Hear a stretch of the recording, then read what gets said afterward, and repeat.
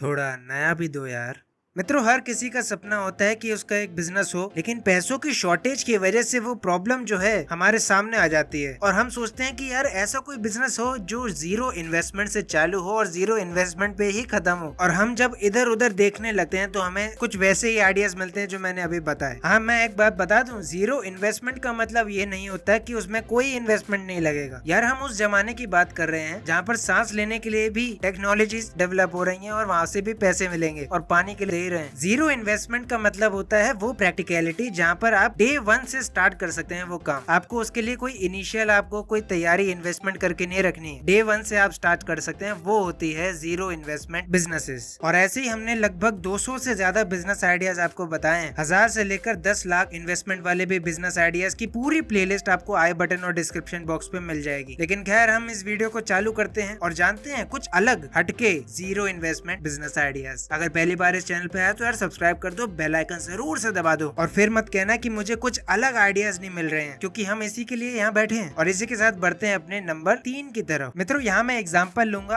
आपके older generation का। आपकी ओल्डर जनरेशन को पता नहीं है कि टेक्नोलॉजी किस तरीके से यूज होती है और क्या उसके बेनिफिट्स हैं, क्या उसके बेनिफिट नहीं है, क्या उसके रिस्क है, लेकिन वो फिर भी अपने बिजनेसेस में इस्तेमाल करने से चूकते नहीं है। और जब वो लॉस में बदलता है तब आपको पता चलता है कि यार ये बहुत बड़ा डिसीजन था मेरा जो अब लॉस में कन्वर्ट हो चुका है। और सही टेक्नोलॉजी का यूज ना करते हुए वो अपने बिजनेस में वो ग्रोथ नहीं देख पाते जो उन्हें चाहिए होती है। और अगर हम करंट जनरेशन की बात करें तो वो भी इतना ज्यादा अवेयर नहीं है कि कौन सी टेक्नोलॉजी कब यूज करनी चाहिए और कितना यूज करना चाहिए, जिससे आपके बिजनेस को वो इम्पैक्ट मिल सके जहाँ से वो बूस्ट हो सके। और इस बिजनेस को one of the future oriented business के रूप में भी देखा जा सकता है। मैं बात कर रहा हूँ यहाँ पर टेक कंसल्टेंसी की। अब ये इतनी ज्यादा इंपॉर्टेंट क्यों है? हमें कुछ आंकड़े देखने को मिले जहाँ पर 29% स्टार्टअप फेल होते हैं क्योंकि वो अपना कैश बर्न जो है वो बहुत तेजी से करते हैं। और उसमें सबसे बड़ा योगदान रहता है टेक्नोलॉजी का, जो वो यूज करते हैं एज एन सॉफ्टवेयर सर्विसेज के साथ। यहाँ तक कि 5% स्टार्टअप्स उन 29% में से अपनी टेक्नोलॉजी का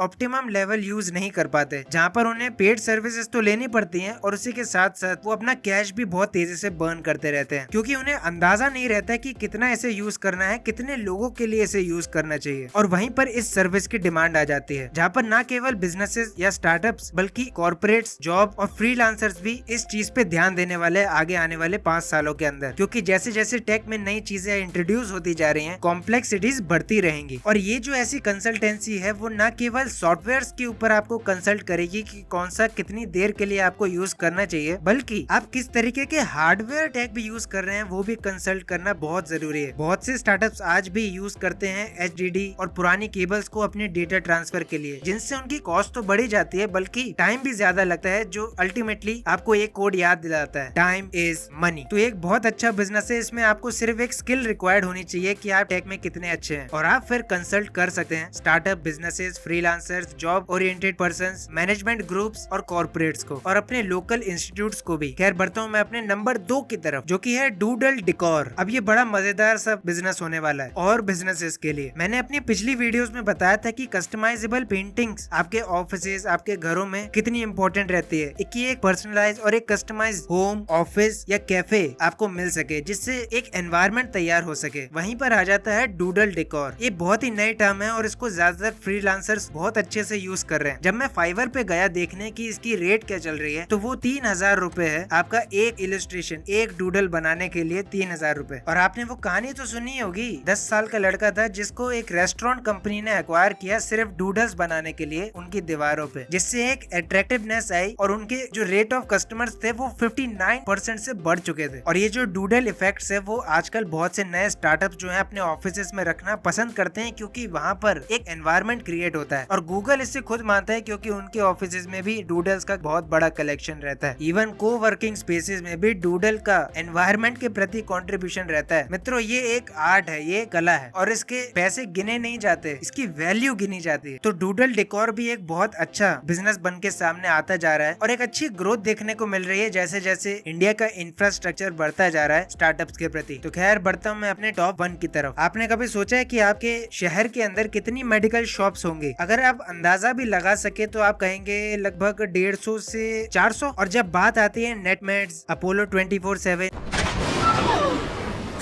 घर बैठे बैठे 20% डिस्काउंट मिलेगा, फिर भी बात